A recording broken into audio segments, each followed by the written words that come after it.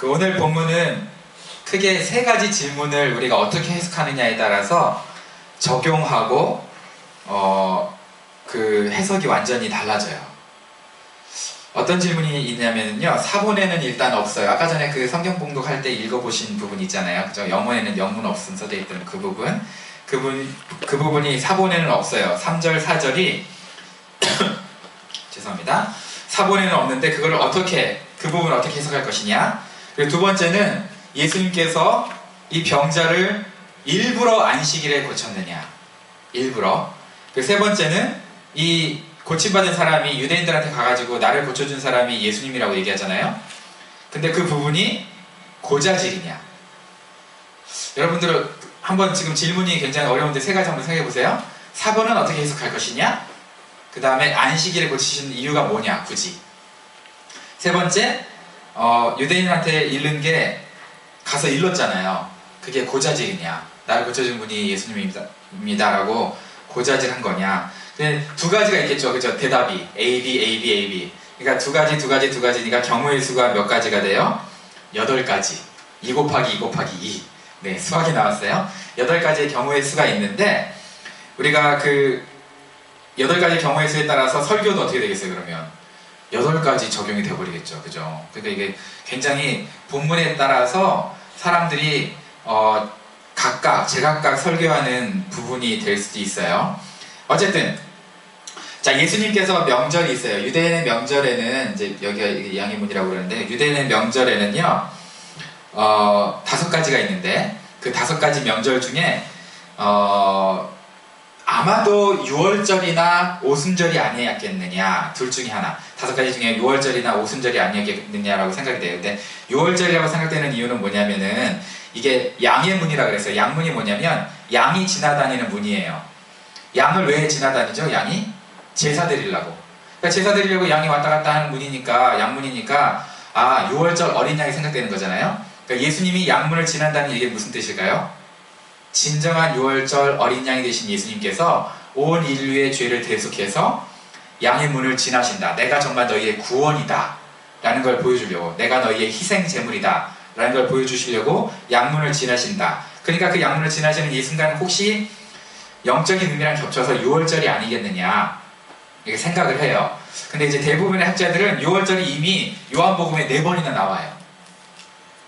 그러니까 6월절에 있었던 사건이 4개나 나오니까 굳이 5장도 6월절은 아닐 것이다, 오순절일 것이다 라고 생각을 해요. 우리는 날짜는 별로 중요하지 않잖아요. 어쨌든 6월절이 됐든 오순절이 됐든 중요하지 않은데, 문제는 뭐냐, 그 명절에 많은 사람들이 양의 문을 지나요. 양의 문은 뭐냐면은 건강한 사람들이 성스러운 곳으로 생각을 해요. 마치 우리가 시계탑 같은 데서 모이잖아요.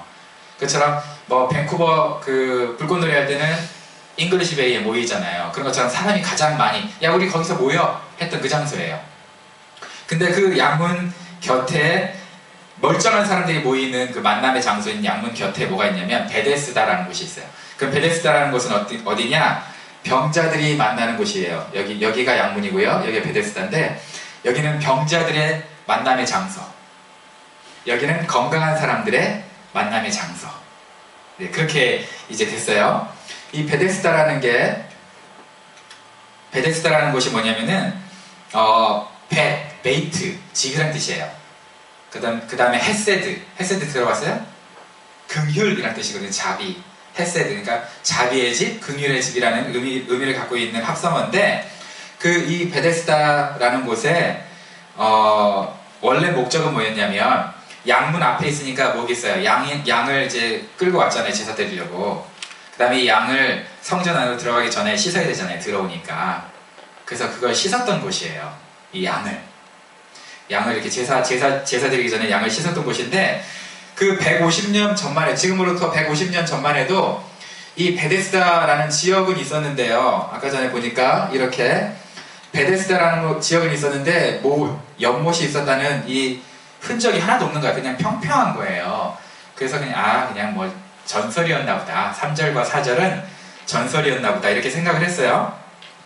근데 1888년, 최근이죠, 그죠? 1888, 되게 외우기 쉽죠?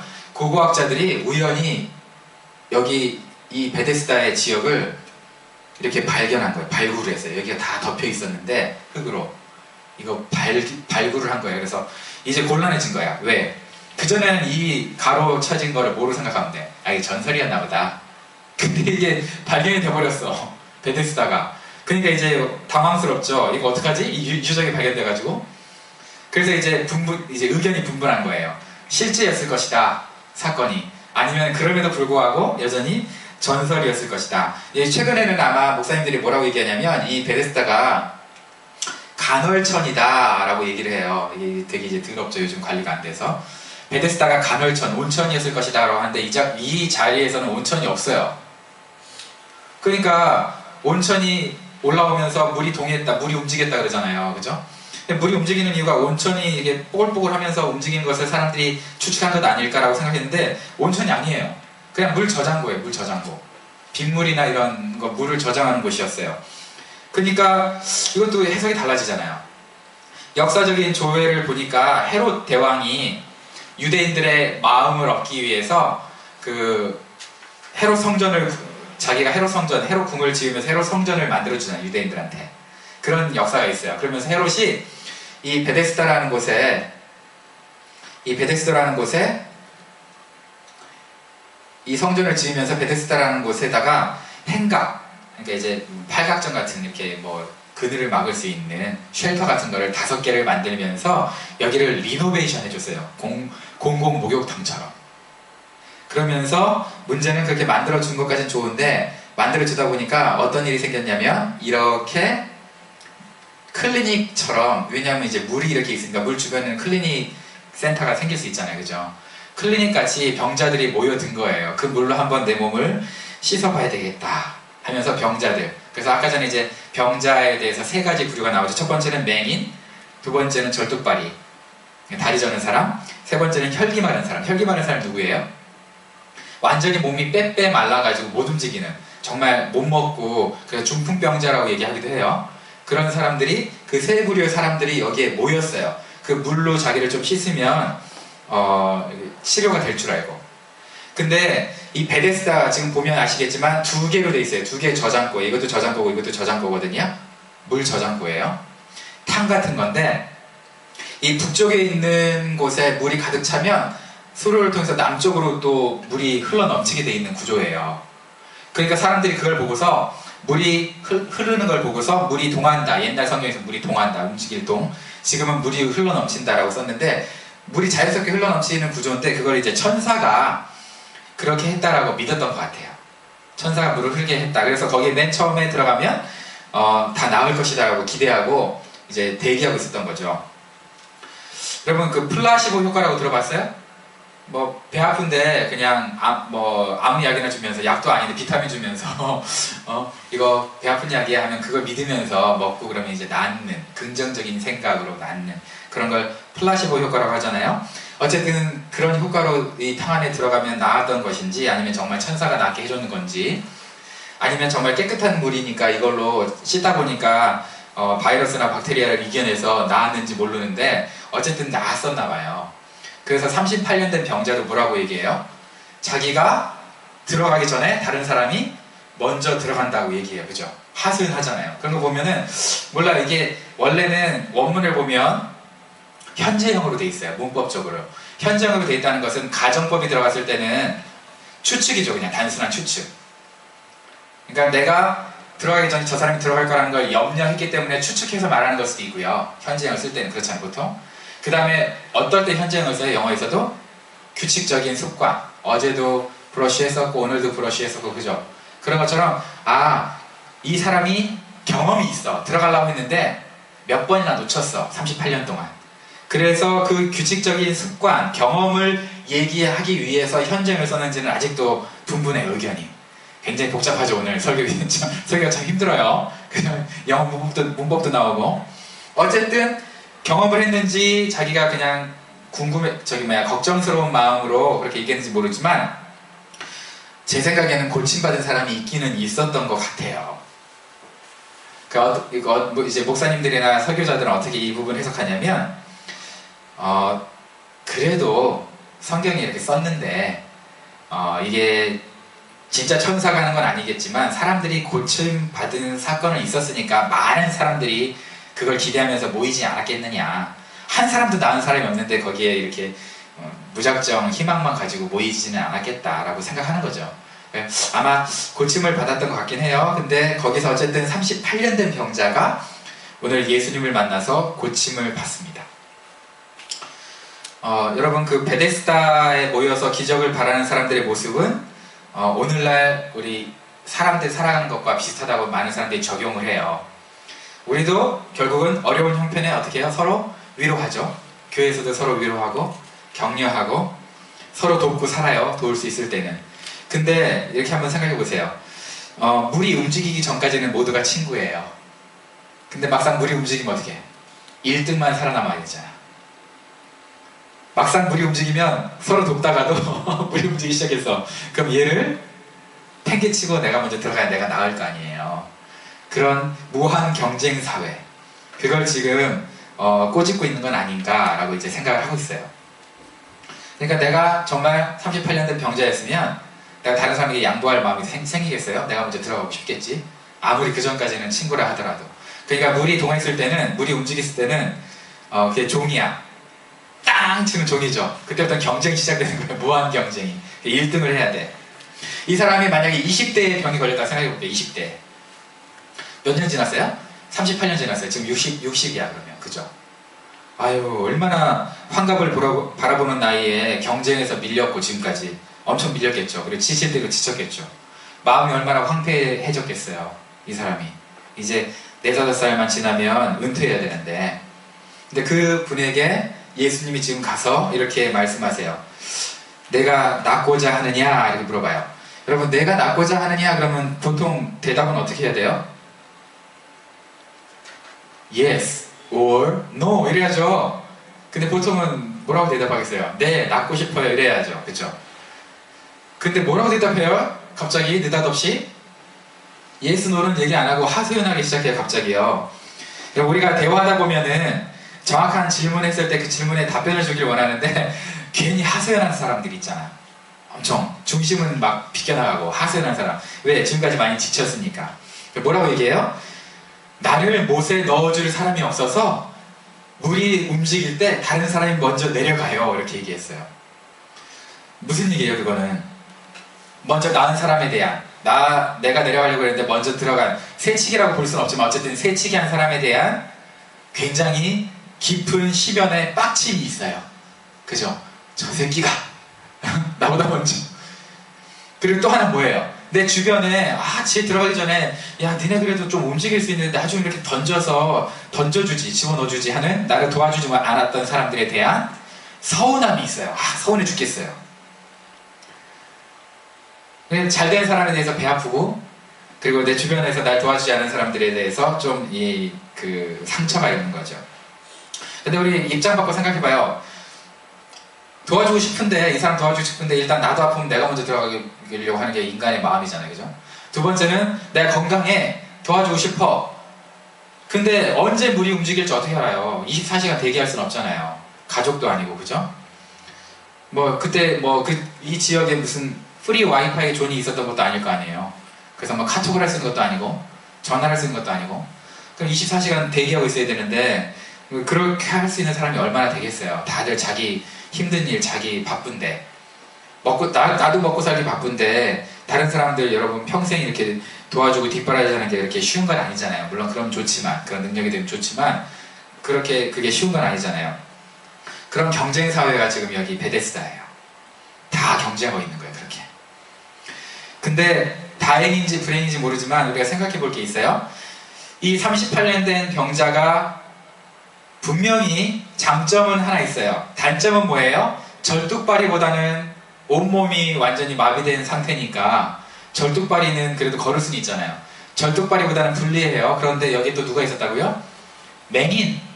맹인보단 유리하잖아. 맹인은 보이지도 않는데 어떻게 가? 그 사람보단 유리할 거 아니야. 어쨌든 말이라도 해가지고. 그죠? 물이 동했을 때 딱 보고서 부탁이라도 할 수 있는 그런 불리함과 유리함을 동시에 갖고 있어요. 그래도 중간계층, 중산층이야. 저 여러분처럼 어느 정도 중산층이야. 그러니까 먹고 사는 게 힘들지만 어렵지만 그래도 맹인보단 나아. 우리가 그렇게 우리 자신을 봤을 때 장단점이 있잖아요. 그죠? 우리 단점만 있는 건 아니잖아. 우리가 항상 장단점이 같이 있어요. 우리도 유리한 게 많아요. 어쨌든 우리 사회에도 물이 딱 움직이면 1등을 하려고 최고가 되려고 노력하는 그런 상황이 있죠. 우리도 그런 무한 경쟁 사회에 살아요. 어쨌든 이 사람 참 재밌어. 낳고자 하느냐? 그럼 뭐라 그래야 돼? 다른 사람이 먼저 내려갑니다. 이렇게 얘기할 게 아니고 뭐라 그래야 돼요? 네! 그럼 끝나요. 낳고 싶어요. 왜 그랬을까요? 예수님에 대한 소문 못 들었나 봐요. 그 당시. 그죠? 예수님의 병자를 이렇게 세우고 치료해주고 이런 소문 못 들었으니까 내가 지금 나랑 얘기하고 있는 분이 누구라고 생각한 거예요? 그냥 사람이라고 생각한 거예요. 그죠? 예수님이라고는 몰랐던 것 같아요. 그래서 내가 예수님으로 모를 때는 어떤 반응이 나와요? 그냥 내 친구가 되어줄 분이라고 생각하니까 그러면 제 친구 되어주실 수 있으세요? 그럼 저를 못에 넣어주세요. 저 좀 도와주세요. 나를 들어서 못에 넣어주는 친구가 돼주세요 라고 생각하는 거예요. 여러분, 저와 여러분들이 예수님을 누군지 정말 모르잖아요. 그럼 우리도 이런 수준이에요. 내 생각, 내 한계, 내가 가지고 있는 기대치 이상으로 예수님이 하실 걸 모르니까 내 계획대로, 내 계획이 이렇게 되는데 내 계획에 대해서 도움을 줄 수 있는 분으로만 생각하는 거예요. 여러분 예수님이 우리의 친구라고 하는데 예수님이 우리의 친구가 되시죠? 근데 여러분 마음속에, 여러분 생각 안에 그 예수님이 정말 예수님이세요? 아니면 여러분은 계획을 여러분이 여전히 추진하고 있는 그것을 도와주시는 분이세요?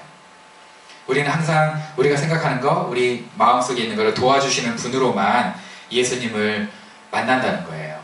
그러면 진정한 예수님 우리가 못 만난 거죠. 베데스다에 있는 사람들이 다 그랬겠죠. 항상 무한 경쟁하고 살다 보니까 자기 지식과 자기 배움의 한계를 넘지 못하고 단순히 전능하신 예수님을 그냥 친구로만, 전능한 예수님을 전능한 친구로 본다는 얘기가 아니에요. 그냥 내 도움 정도 줄 수 있는 친구라고 생각하는 거예요. 저와 여러분도 예수님을 그렇게 단순히 내 계획을 조금 도와줄 수 있는 친구로 생각한다면 그것만큼 불쌍하고 불행한 신앙생활은 없죠. 지금 어쨌든 그런 상황이었어요. 당연히 예수님은 이 병자의 기대를 뒤엎어요. 세 가지 명령을 하세요. 첫 번째 뭐예요? 일어나라. 두 번째, 자리를 들고. 세 번째, 걸어가라 라고 했어요. 일어나, 자리를 들고, 걸어가라. 여러분 얼마나 갈등됐을까요? 지금까지 움직인 적이 없잖아요. 38년 동안. 근데 일어나래. 그리고 자리를 들으래. 그리고 걸어가래. 여러분 언제 나왔을까요? 순종하려고 하니까 나왔을까요? 이 사람이? 그래, 일어나, 들고 걸어가. 예수님 누군지도 모르는데, 그죠? 저 말에 순종해야 되겠다, 그런 믿음이 있었겠어요? 제 생각에는 적어도 순종하려고 몸을 움직이다 보니까 나았다기보다는 그냥 나와버린 거예요. 그래서 몸에 팔다리에 힘이 생기니까 일어나라 해서 일어난 거고, 들으라 해서 들은 거고, 걸어라 해서 걸은 거예요. 그죠? 왜냐면 예수님이 누군지도 몰랐잖아요, 이분은. 그러니까 아마 예수님께서 믿음을 보시고 고쳐준 건 아니고요, 그냥 고쳐주신 것 같아. 그냥. 그래서 들고 걸어갑니다. 재밌는 건 아까 전에 우리 13절에 보시면은요, 제가 13절 읽어드릴게요. 13절에 유대인들이 물어봐요. 고침을 받은 사람에게 누구냐? 널 고쳐주는 사람이. 그랬더니 그가 누구인지 모른다 그래. 모르겠는데요. 그 여전히 고침받아서 걸어가면서도요, 자기를 고쳐주신 분이 누군지도 몰라요. 그러니까 우리가 지금까지 생각했던 거랑 다르죠. 우리는 예수님이 누군지 확실히 알고 예수님의 말씀에 순종해야만 기적이 일어난다고 배웠잖아요. 근데 그거랑 전혀 상관없어. 지금 이 사건은 전혀 상관없이 들어가요. 재밌는 거는 일어나 걸어가라 할 때 우리도 보통 이 본문에서는 이렇게 설교를 해요. 우리가 안주할 수 있는 자리가 있고 우리가 생각할 수 있는 그 자리에 누워 있을 수 있지만, 그럼에도 불구하고 하나님 말씀하시면 믿음을 가지고 순종하면서 일어나 걸어가야 된다. 우리 이렇게 이제 이 본문을 배우거든요, 보통. 그래서 열심히 순종하고 하나님 말씀에 순종하자 이렇게 배우는데, 지금 그런 차원으로 순종한 건 아니에요. 그죠? 물론 그 내용이 그렇게 우리가 설교하면서 배우는 건 당연히 중요한 거예요. 왜냐면 예수님 우리가 안주하는 거 원치 않아. 항상 어떤 자리에 안주에 누워있는 거 원치 않죠. 이 사람도 이 좀 그나마 푹신한 자기 그 침상에 누워서 38년 동안 누워있었는데 계속 그렇게 누워서 있기를 원했겠어요? 예수님이 일어나기를 원했겠죠. 그러니까 우리도 그럴 수 있다는 거예요. 우리가 좋아하는 것들, 우리가 원하는 것들에서 그냥 안주하면 하나님께서 그걸 원치는 않으실 수 있어요. 그렇게 해석할 수도 있어요. 그러나 지금 이 본문, 전체적인 본문은 그걸 가르치려고 우리에게 말씀하시는 게 아닌 것 같아요. 재밌는 건 이 사람이 일어나 걷는데 걸어가면서 문제가 생겼어요. 왜? 어떤 문제예요? 엄청난 큰 문제예요. 안식일인 거야. 여러분, 일어나는 거는 죄가 아니에요. 안식일에도. 근데 자리를 드는 건 일이에요. 그러니까 자리를 들었다는 건 일이기 때문에 안식일을 범한 거야. 예수님이 일어나 들고 걸어가라 했어. 근데 예수님의 명령을 그대로 순종하려고 하니까 율법을 어기는 셈이 되는 거예요. 딜레마죠. 그죠? 살아있는 예수님의 말씀에 순종하려고 하니까 기록된 예수님의 말씀을 범하고 있는 거야. 골 때리는 상황이에요. 뭔지 아시겠어요? 그죠? 예수님 말씀 순종하려고 하는데 이런 면에서는 예수님의 기록한 말씀이 이제는 또 순종이 안 되는 거예요. 그러니까 얼마나 당황스럽겠어요, 이 사람이. 근데 우리 한번 생각해 볼게요. 예수님이 이 38년 된 병자를 고쳤는데 그날이 하필 안식일이었을까요? 안식일일 때 일부러 고치셨을까요? 안식일인데 일부러 고친 것 같죠, 그죠? 고쳤는데 안식일이 있던 것 같지는 않아. 왜 그렇게 생각하세요? 왜 안식일에 일부러 고치셨을까? 일단 명절이 안식이었잖아요, 그렇죠? 일단 들어갔어요. 그리고 뭐라 그랬냐면 내 자리를 들고 걸어가라라고 했어. 만약에 일부러 안식일을 범하게 안 하려고 치료만 할 목적이었으면 너 믿음대로 나았다, 집에 가라 이랬을 거예요. 근데 뭐라고 얘기해요, 성경에서? 자리를 들고. 뭐예요? 일부러 일시키는 거야. 언제? 안식일에. 이거 좀 치사한 거 같지 않아요? 큰일 났잖아, 지금 이랬다간. 거기에 유대인들 얼마나 많겠어, 구경하는 사람들이. 근데 자리 들고 걸어가면 이 사람한테 당연히 유대인들이 뭐라고 하겠어요? 야, 너 일하지 마. 지금 안식일인데 왜 이래? 분명히 그럴 거거든. 예수님과 몰랐겠어요? 일부러 안식일에 붙이신 것 같아. 큰일 났어, 지금. 병자가 고침받은 것은 은혜죠. 엄청난 은혜죠. 근데 우리 유대인들의 반응을 보세요. 뭐라 그러죠? 9절에 볼게요. 그 사람이 곧 나와서 자리를 들고 걸어가니라. 이 날은 안식일이니. 그러니까 걸어가는 날 안식일인데요. 유대인들이 병 나은 사람에게 이르되 안식일인데 내가 자리를 들고 가는 것이 옳지 아니하니라 라고 얘기해요. 여러분, 38년 만에 병이 나은 사람한테는 엄청난 지금 축복의 시간이죠. 근데 유대인들은 그걸 뭐로 보고 있어요? 38년 만에 병 나은 사람을 안식일에 네가 자리를 들고 걸어가는 거는 옳지 않다라고 얘기해요. 그러니까 이 두 가지 개념이 지금 우리 혼동되고 있는 거예요. 싸우고 있는 거예요. 은혜와 율법이 싸우고 있어요. 예수님, 똑같은 예수님이에요. 똑같은 예수님인데 38년 된 병자한테는 누구가 되시는 거예요, 이분이? 거기 뭐라고 나와 있냐면 11절에 보니까 낫게 한 그예요. 나를 낫게 해주신 분이에요. 근데 율법사들한테는 뭐가 되는 거예요? 그분이 자리를 들고 걸어가게 해서 안식일을 범한 사람이 되는 거예요. 범하게 시킨 사람. 골 때리죠. 그러니까 병자한테는요, 나를 낫게 해주신 고마운 분인데요, 율법사들은 그분이 뭐라는 거예요? 너 안식일을 범하게 해서 너 죄짓게 만든 사람이라는 거예요. 똑같은 예수님을. 관점이 완전 다르죠. 그죠? 이게 지금 율법사와 그 병자 사이에 지금 이제 큰 문제가 생기고 있어요. 어떻게 이걸 해석해야 되느냐?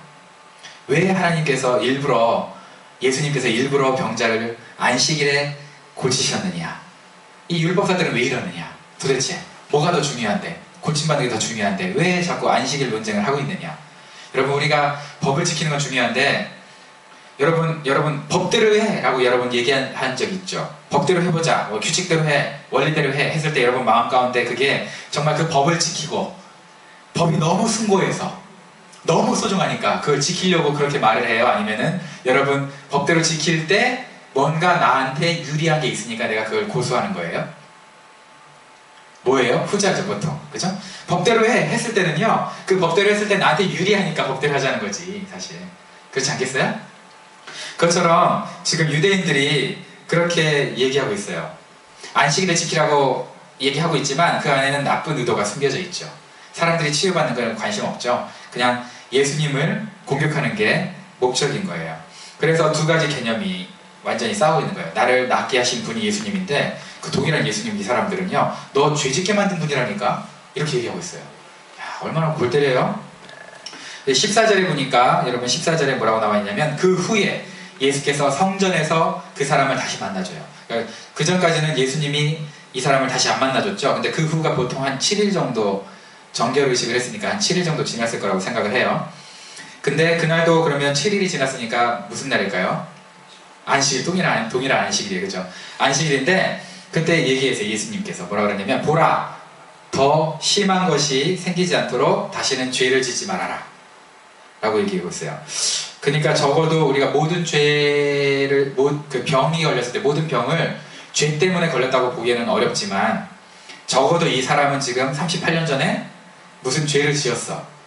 그래서 38년 동안이나 지금 고생을 겪은 거예요. 야, 도대체 무슨 죄를 졌을까요?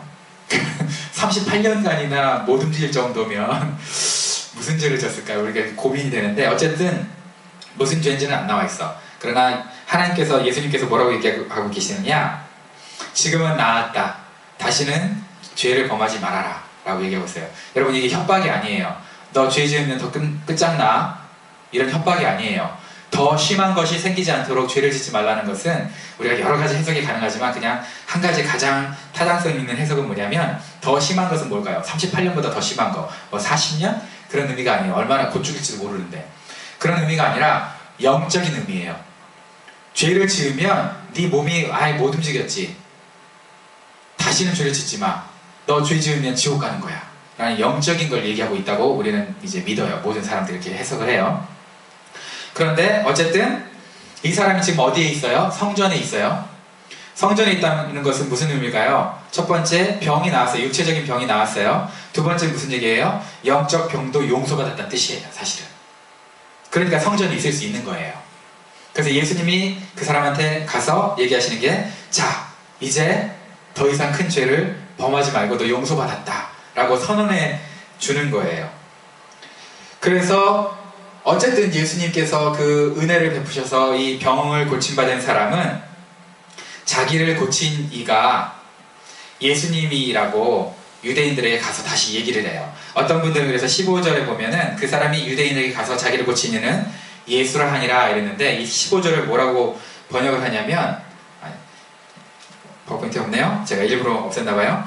뭐라고 얘기하고 있냐면, 야, 치사하게 성전에서 그렇게 자기 더 심한 거 죄 짓지 말아라 라고 얘기했다고 또 삐져가지고 유대인들한테 가가지고 그것이 나 고쳐준 분이 예수님이에요 라고 고자질하냐. 아유 진짜 배은망덕하다 라고 생각을 해요.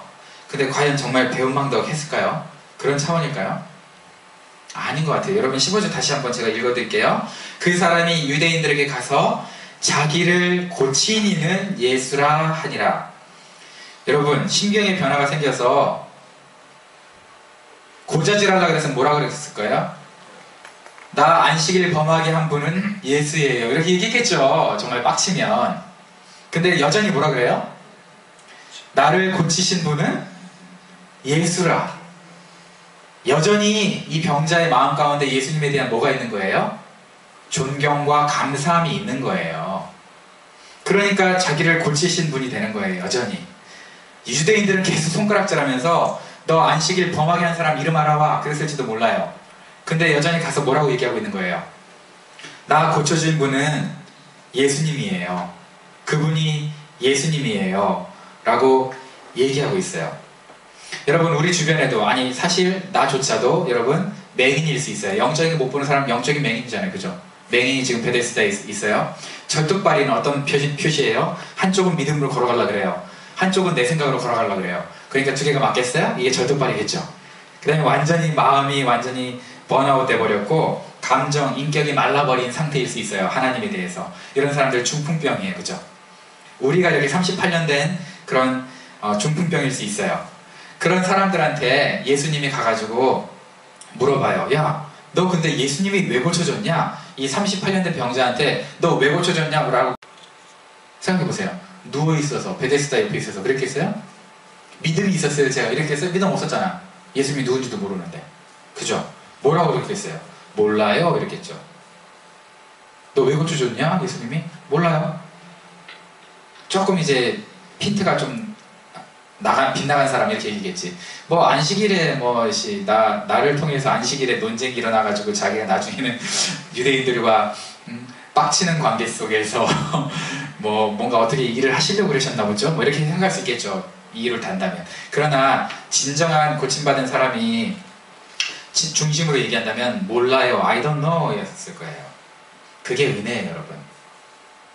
은혜는 이런 거예요. 우리가 왜 은혜를 받았는지 모르는 거예요, 사실은. 그게 은혜죠.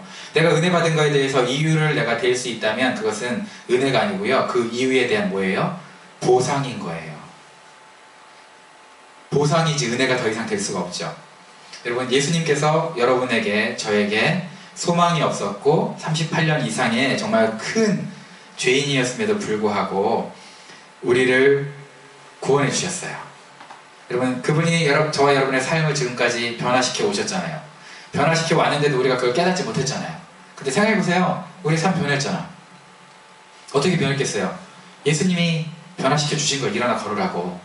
근데 그걸 우리가 언제 깨달아요? 변화시켜준 그 순간을 깨닫는 게 아니라 지금 이렇게 그래도 예배하면서 깨닫는 거예요. 그죠? 한 7일 정도 지나서 세월이 좀 지나니까 깨닫는 거예요. 그게 바로 은혜예요. 예배 가운데 하나님이 나에게 행해주신 것을 새록새록 깨닫는 것. 그게 마치 38년 된 병자가 성전에서 예수님을 만났던 것처럼 우리의 삶도 그런 거예요. 우리가 맨 처음에 처음부터 우리 예수님을 이렇게 깊이 알았겠어요? 우리도 베데스다에 누워 있었고요. 그죠?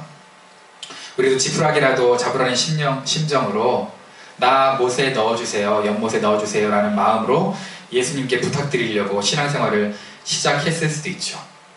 그게 나쁜 건 아니에요. 그런데 그 상태에 모여있다면, 멈춰있다면 저와 여러분은 정말 최악의 신앙생활을 하는 거예요. 그러라고 하나님이 우리 인생을 불러주신 게 아니죠. 여러분, 이 베데스다는 세상을 의미한다고 이제 보통 해석을 해요.